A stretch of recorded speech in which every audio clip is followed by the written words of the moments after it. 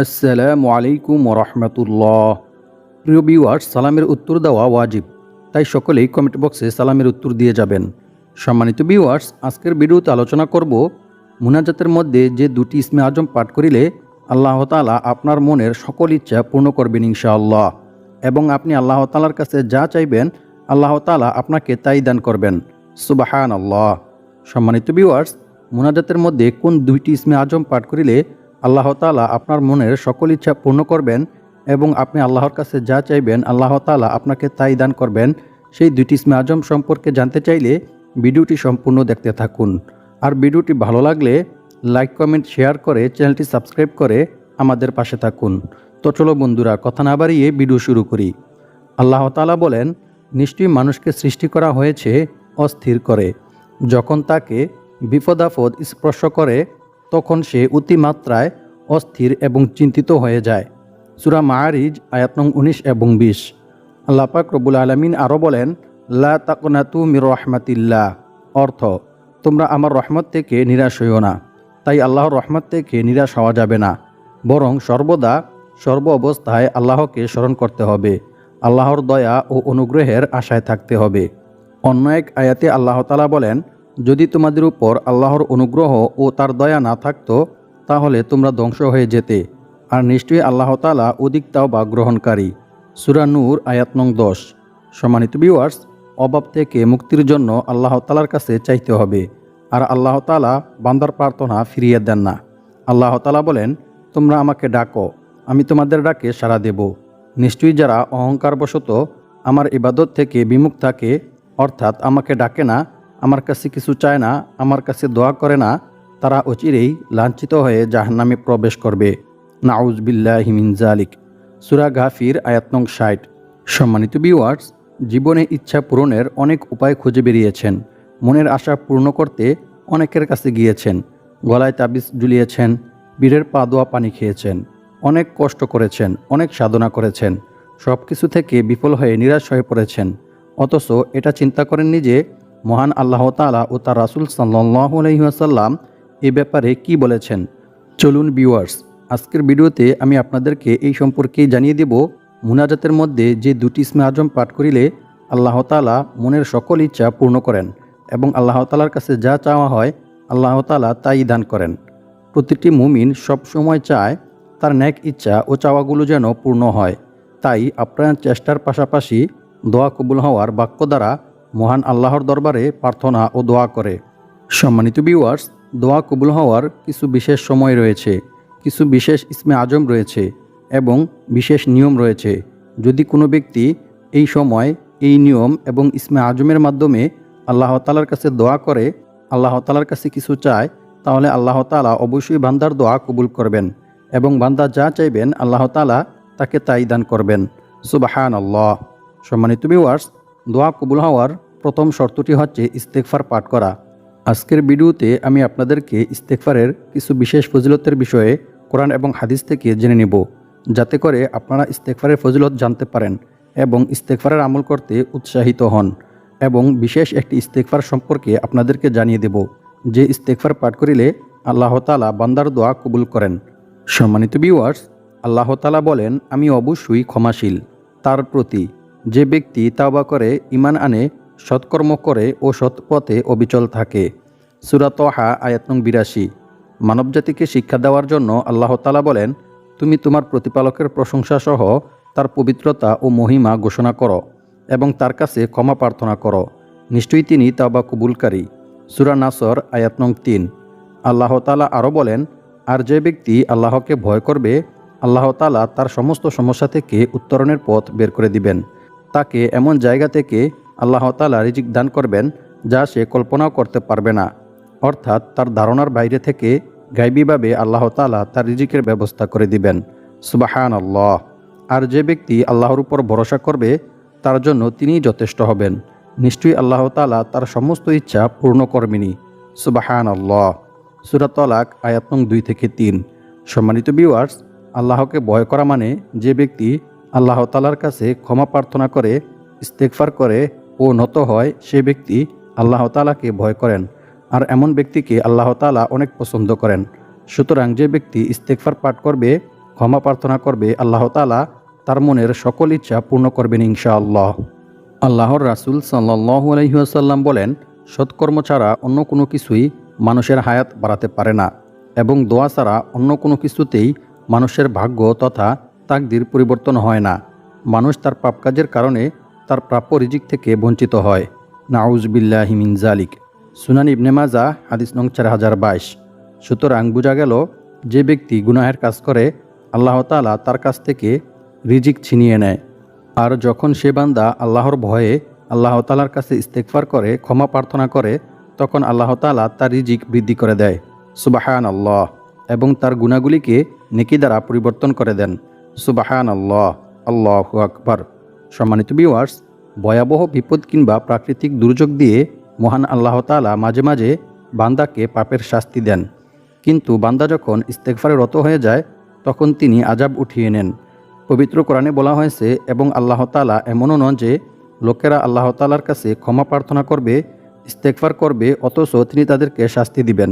সূরা আনফাল আয়াত নং 33। সুতরাং বোঝা গেল, ইস্তেগফার পাঠ করিলে আল্লাহ তাআলা বান্দার উপর থেকে আযাব গজব উঠিয়ে নেন, সমস্ত বিপদ আপদ বালা মুসিবত দূর করে দেন। সুবহানাল্লাহ। সম্মানিত ভিউয়ার্স, কোনো বান্দা যখন ইস্তেগফার পাঠ করে তখন আল্লাহ তাআলা এত খুশি হন যে আপনি তা চিন্তাও করতে পারবেন না। রাসূল সাল্লাল্লাহু আলাইহি ওয়াসাল্লাম বলেন, মরুভূমিতে হারিয়ে যাওয়া উট খুঁজে পেয়ে উটের মালিক যতটা খুশি হয়, যখন কোনো গুনাহগার বান্দা আল্লাহ তাআলার কাছে তাওবা করে তখন আল্লাহ তাআলা এর চাইতেও অনেক বেশি খুশি হন। সুবহানাল্লাহ, আল্লাহু আকবার। বুখারী শরীফ হাদিস নং 6309।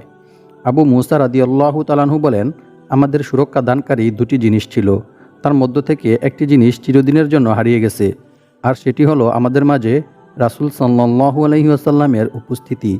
আর দ্বিতীয় জিনিসটি হচ্ছে ইস্তেগফার, যা এখনও আমাদের মাঝে বিদ্যমান রয়ে গেছে। যেদিন এটিও হারিয়ে যাবে, অর্থাৎ ইস্তেগফার করার মতো আর কোনো মানুষ থাকবে না, সেই দিন আমাদের জন্য ধ্বংস অনিবার্য। নাউজুবিল্লাহি মিন যালিক। অন্য এক হাদিসে বলা হয়েছে, আবু হুরায়রা রাদিয়াল্লাহু তাআলা আনহু থেকে বর্ণিত, তিনি বলেন, আমি রাসূল সাল্লাল্লাহু আলাইহি ওয়াসাল্লামকে বলতে শুনেছি, রাসূল সাল্লাল্লাহু আলাইহি ওয়াসাল্লাম বলেন, আল্লাহর শপথ, আমি প্রতিদিন আল্লাহ তাআলার কাছে 70 বারের অধিক তাওবা ইস্তেগফার পাঠ করি। সুবহানাল্লাহ। বুখারী শরীফ হাদিস নং 6307। অন্য এক হাদিসে বলা হয়েছে, রাসূল সাল্লাল্লাহু আলাইহি ওয়াসাল্লাম ইস্তেগফারের প্রতি উৎসাহ দিয়ে মানুষদেরকে বলেন, হে লোক সকল, তোমরা আল্লাহর কাছে বেশি বেশি তাওবা ইস্তেগফার পাঠ করো, কারণ আমি নিজেও দৈনিক 100 বার তাওবা ইস্তেগফার পাঠ করি। সুবহানাল্লাহ। সম্মানিত ভিউয়ার্স, একটু চিন্তা করে দেখুন, যে নবী সাল্লাল্লাহু আলাইহি ওয়াসাল্লামের একটি সগীরা গুনাহ পর্যন্ত ছিল না, সেই নবী সাল্লাল্লাহু আলাইহি ওয়াসাল্লাম যদি দৈনিক 100 বার তাওবা ইস্তেগফার পাঠ করে থাকে, তাহলে আমাদের দৈনিক কতবার তাওবা ইস্তেগফার পাঠ করা উচিত? আল্লাহু আকবার। সম্মানিত ভিউয়ার্স, রাসূল সাল্লাল্লাহু আলাইহি ওয়াসাল্লামের কোনো গুনাহ ছিল না, তারপরেও তিনি দৈনিক 100 বার তাওবা ইস্তেগফার পাঠ করতেন। মূলত রাসূল সাল্লাল্লাহু আলাইহি ওয়াসাল্লাম গুনাহ থেকে পবিত্র হওয়ার জন্য ইস্তেগফার পাঠ করতেন না, বরং তিনি আল্লাহর দয়া, আল্লাহর অনুগ্রহের আশায় এবং আযাব গজব থেকে বাঁচার জন্য, বিপদ আপদ বালা মুসিবত থেকে বাঁচার জন্য ইস্তেগফার পাঠ করতেন। তাই আমাদেরকেও বেশি বেশি ইস্তেগফার পাঠ করতে হবে। অন্য এক হাদিসে বলা হয়েছে, রাসূল সাল্লাল্লাহু আলাইহি ওয়াসাল্লাম বলেন, যে ব্যক্তি ইস্তেগফার তথা ক্ষমা প্রার্থনা করাকে নিজের জন্য আবশ্যক করে নেবে, আল্লাহ তাআলা তাকে গায়বীভাবে রিজিকের ব্যবস্থা করে দিবেন। সুবহানাল্লাহ। সুনানে আন-নাসাঈ হাদিস নং 3819। অন্য এক হাদিসে বলা হয়েছে, আব্দুল্লাহ ইবনে আব্বাস রাদিয়াল্লাহু তাআলা আনহু থেকে বর্ণিত, তিনি বলেন, রাসূল সাল্লাল্লাহু আলাইহি ওয়াসাল্লাম বলেছেন, যে ব্যক্তি বেশি বেশি তাওবা ইস্তেগফার পাঠ করবে, আল্লাহ তাআলা তার সমস্ত সমস্যা থেকে উত্তরণের পথ বের করে দিবেন এবং তার সমস্ত দুশ্চিন্তা, বিপদ আপদ বালা মুসিবত দূর করে দিবেন এবং অকল্পনীয় উৎস থেকে গায়বীভাবে আল্লাহ তাআলা তার রিজিকের ব্যবস্থা করে দিবেন। সুবহানাল্লাহ। তাবারানী শরীফ হাদিস নং 6291। সম্মানিত ভিউয়ার্স, দোয়া কবুল হওয়ার, মনের সকল ইচ্ছা পূর্ণ হওয়ার প্রথম শর্ত হচ্ছে ইস্তেগফার পাঠ করতে হবে। আর এই সকল হাদিস দ্বারা ইস্তেগফারের ফজিলতের বিষয়ে অবশ্যই আপনারা অবগত হতে পেরেছেন। তাই আপনারা ইস্তেগফার পাঠ করে নেবেন এবং বিশেষ একটি ইস্তেগফারের কথা আমি আপনাদেরকে একটু পরেই জানিয়ে দেব। সম্মানিত ভিউয়ার্স, দোয়া করার পূর্বে অবশ্যই আপনাদেরকে দুরূদ শরীফ পাঠ করতে হবে। আমি এখন আপনাদেরকে দুরূদ শরীফের কিছু বিশেষ ফজিলতের কথা হাদিস থেকে জানিয়ে দেব। হযরত উমর বিন খাত্তাব রাদিয়াল্লাহু তাআলা আনহু বলেন, বান্দার দোয়া ও মুনাজাত আসমান ও জমিনের মধ্যবর্তী অবস্থানে ঝুলন্ত অবস্থায় থাকে। তার কোনো ইবাদত আল্লাহ তাআলার কাছে পৌঁছায় না যতক্ষণ না বান্দা তার নবীর প্রতি দুরূদ পাঠ করে। সুবহানাল্লাহ। তিরমিজি শরীফ। অর্থাৎ যে ব্যক্তি দোয়ার পূর্বে এবং পরে দুরূদ শরীফ পাঠ না করবে তার দোয়া ও ইবাদত আল্লাহর দরবারে পৌঁছাবে না। তাই অবশ্যই দুরূদ শরীফ পাঠ করতে হবে। দোয়া করার পূর্বেও দুরূদ শরীফ পাঠ করতে হবে এবং পরেও পাঠ করতে হবে। তারপর আল্লাহ তাআলার কাছে দোয়া করতে হবে। দোয়া কবুল হওয়ার পূর্ব শর্ত হচ্ছে দুরূদ শরীফ পাঠ করা। অন্য এক হাদিসে রাসূল সাল্লাল্লাহু আলাইহি ওয়াসাল্লাম বলেন, যে ব্যক্তি সকালে 10 বার ও সন্ধ্যায় 10 বার আমার উপর দুরূদ শরীফ পাঠ করবে, কিয়ামতের দিন সে ব্যক্তির জন্য আমার সুপারিশ নসিব হবে। সুবহানাল্লাহ। আল্লাহু আকবার। অন্য এক হাদিসে বলা হয়েছে, রাসূল সাল্লাল্লাহু আলাইহি ওয়াসাল্লাম বলেন, কিয়ামতের দিন আমার সবচাইতে নিকটবর্তী ওই সমস্ত লোকেরাই হবে যারা আমার উপর বেশি বেশি দুরূদ শরীফ পাঠ করবে। সুবহানাল্লাহ। আল্লাহু আকবার। সম্মানিত ভিউয়ার্স, দোয়া করার পূর্বে অবশ্যই ইস্তেগফার ও দুরূদ শরীফ পাঠ করতে হবে, তারপর দোয়া করতে হবে। এখন আমি আপনাদেরকে দোয়ার কিছু বিশেষ নিয়ম এবং ইসমে আজম সম্পর্কে জানিয়ে দেব। যে নিয়ম মেনে ইসমে আজমের উসিলায় দোয়া করিলে আল্লাহ তাআলা অবশ্যই আপনার দোয়া কবুল করবেন ইনশাআল্লাহ, এবং আপনি আল্লাহ তাআলার কাছে যা চাইবেন আল্লাহ তাআলা আপনাকে তাই দান করবেন। আপনার মনের সকল ইচ্ছা আল্লাহ তাআলা পূর্ণ করবেন ইনশাআল্লাহ। সম্মানিত ভিউয়ার্স, হাদিসের মধ্যে মানুষের দোয়া কবুল হওয়ার বিভিন্ন মাধ্যম উল্লেখ করা হয়েছে। সময়, কাল ও নিয়ম সম্পর্কেও আলোচনা করা হয়েছে। দোয়া কবুল হওয়ার অন্যতম মাধ্যম হচ্ছে ইসমে আজম। ইসমে আজমের কথা বিশেষভাবে উল্লেখ করা হয়েছে। দোয়া হচ্ছে মুমিনের হাতিয়ার। দোয়া কবুলের মাধ্যমে অসম্ভবকেও সম্ভব করে দেন মহান আল্লাহ তাআলা। আল্লাহ তাআলা পবিত্র কোরআনের মধ্যে বলেন, তোমরা আমার কাছে দোয়া করো, আমি তোমাদের দোয়া কবুল করব। সূরা মুমিন আয়াত নং 60। রাসূল সাল্লাল্লাহু আলাইহি ওয়াসাল্লাম বলেছেন, দোয়া ছাড়া আর কিছুই আল্লাহর সিদ্ধান্তকে বদলাতে পারে না। সুবহানাল্লাহ। তিরমিজি শরীফ হাদিস নং 2139। অন্য এক হাদিসে বলা হয়েছে, নোমান ইবনে বশির রাদিয়াল্লাহু তাআলা আনহু থেকে বর্ণিত, তিনি বলেন, রাসূল সাল্লাল্লাহু আলাইহি ওয়াসাল্লাম বলেছেন, দোয়াই হচ্ছে ইবাদত। দোয়া হচ্ছে ইবাদতের মূল বা মগজ। সুবহানাল্লাহ। তিরমিজি শরীফ হাদিস নং 3293। এছাড়াও ইবাদত একটি ব্যাপক অর্থবোধক শব্দ। দোয়া যে ইবাদত তাতে কোনো সন্দেহ নেই। দোয়া সম্পর্কে রাসূল সাল্লাল্লাহু আলাইহি ওয়াসাল্লাম বলেন, আল্লাহর নিকট বান্দার দোয়া অপেক্ষা অধিক মূল্যবান জিনিস আর কিছুই নেই। সুবহানাল্লাহ। আল্লাহু আকবার। তিরমিজি শরীফ হাদিস নং 3292। অন্য এক হাদিসে রাসূল সাল্লাল্লাহু আলাইহি ওয়াসাল্লাম বলেন, যার জন্য দোয়ার দরজাগুলো খুলে দেওয়া হয়েছে, অর্থাৎ যাকে দোয়া করার তৌফিক দেওয়া হয়েছে, তার জন্য রহমতের দরজাও খুলে দেওয়া হয়েছে। সুবহানাল্লাহ। আল্লাহু আকবার। তিরমিজি শরীফ হাদিস নং 3548।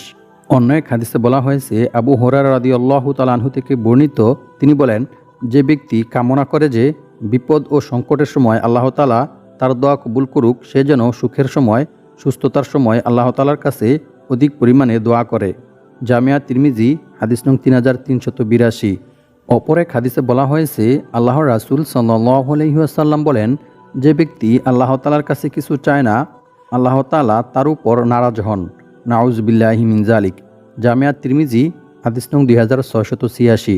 সম্মানিত ভিউয়ার্স, দুনিয়ার মানুষের কাছে কিছু চাইলে তারা রাগান্বিত হয়ে যান, কিন্তু আল্লাহ তাআলার কাছে যদি কিছু না চাওয়া হয়, দোয়া না করা হয়, তাহলে আল্লাহ তাআলা রাগান্বিত হন। সুবহানাল্লাহ। আল্লাহু আকবার। সম্মানিত ভিউয়ার্স, অভাব, অনটন, লাঞ্ছনা এবং মানুষের অত্যাচার থেকে মুক্তি পাওয়ার জন্য রাসূল সাল্লাল্লাহু আলাইহি ওয়াসাল্লাম এই দোয়াটি সবসময় পাঠ করতেন। দোয়াটি হচ্ছে, আল্লাহুম্মা ইন্নী আউযু বিকা মিনাল কিল্লাতি ওয়াল ফকরি ওয়ায-যিল্লাতি ওয়া আউযু বিকা আন আযলিমা আও উযলিমা। দোয়াটির অর্থ হচ্ছে, হে আল্লাহ, আমি আপনার কাছে স্বল্পতা, অভাব, অনটন, লাঞ্ছনা থেকে আশ্রয় চাই। আমি অত্যাচার করা ও অত্যাচারিত হওয়া থেকে আপনার নিকট আশ্রয় চাই। আমিন। সম্মানিত ভিউয়ার্স, এখন আলোচনা করব যে দুটি ইসমে আজমের উসিলায় আল্লাহ তাআলার কাছে দোয়া করিলে আল্লাহ তাআলা অবশ্যই বান্দার দোয়া কবুল করেন, এবং আল্লাহ তাআলার কাছে কিছু চাইলে আল্লাহ তাআলা অবশ্যই তা বান্দাকে দান করেন। সুবহানাল্লাহ। ইবনে ওবাইদ রাদিয়াল্লাহু তাআলা আনহু থেকে বর্ণিত, তিনি বলেন, রাসূল সাল্লাল্লাহু আলাইহি ওয়াসাল্লাম এক লোককে নামাজে দোয়া করতে শুনলেন, কিন্তু সে দোয়াতে আল্লাহর প্রশংসা করেনি এবং রাসূল সাল্লাল্লাহু আলাইহি ওয়াসাল্লামের উপর দুরূদ পাঠ করেনি। এটা দেখে রাসূল সাল্লাল্লাহু আলাইহি ওয়াসাল্লাম তাকে বললেন, লোকটি তাড়াহুড়া করল। অতঃপর তিনি তাকে ডাকলেন ও তাকে অথবা অন্য কাউকে বললেন, যখন কেউ দোয়া করবে তখন সে যেন তার প্রতিপালকের প্রশংসা করে এবং আমার উপর দুরুদ ও সালাম পাঠ করে। এভাবে সে যেন দোয়া আরম্ভ করে, তারপর যা ইচ্ছা তা প্রার্থনা করে। সুনানে আবু দাউদ হাদিস নং 1481। অন্য এক হাদিসে বলা হয়েছে, রাসূল সাল্লাল্লাহু আলাইহি ওয়াসাল্লামের উপর দুরুদ না পাঠ করা পর্যন্ত যে কোনো দোয়া আকাশে আটকে থাকে, আল্লাহর দরবারে পৌঁছায় না। সুতরাং দোয়া করার পূর্বে এবং পরে অবশ্যই দুরুদ শরীফ পাঠ করতে হবে, অন্যথায় আপনার দোয়া আল্লাহর দরবারে কবুল হবে না। সম্মানিত ভিউয়ার্স, এখন আপনাদেরকে জানিয়ে দিব যে দুটি ইসমে আজমের উসিলায় দোয়া করিলে আল্লাহ তাআলা বান্দার দোয়া কবুল করেন। আনাস রাদিয়াল্লাহু তাআলা আনহু থেকে বর্ণিত, তিনি বলেন, একবার রাসূল সাল্লাল্লাহু আলাইহি ওয়াসাল্লাম মসজিদে প্রবেশ করলেন। এমন অবস্থায় এক লোক নামাজ শেষে এ দোয়া পাঠ করলেন। দোয়াটি হচ্ছে, আল্লাহুম্মা লা ইলাহা ইল্লা আনতাল মান্নান বাদিউস সামাওয়াতি ওয়াল আরদ ইয়া যাল জালালি ওয়াল ইকরাম। তখন রাসূল সাল্লাল্লাহু আলাইহি ওয়াসাল্লাম তাকে বললেন, তুমি কি জানো তুমি কি দিয়ে দোয়া করেছো? তুমি দোয়া করেছো ইসমে আজম দিয়ে। এর মাধ্যমে দোয়া করিলে আল্লাহ তাআলা বান্দার দোয়া অবশ্যই কবুল করেন এবং এর দ্বারা আল্লাহ তাআলার কাছে কিছু চাইলে আল্লাহ তাআলা অবশ্যই তা দান করেন। সুবহানাল্লাহ, আল্লাহু আকবার। সুনানি তিরমিজি হাদিস নং 3544। আল্লাহ পাক রব্বুল আলামিন আমাদের সবাইকে ইসমে আজমের উসিলায় দোয়া করে আমাদের মনের সকল ইচ্ছাগুলি পূর্ণ হওয়ার তৌফিক দান করুক। আমিন।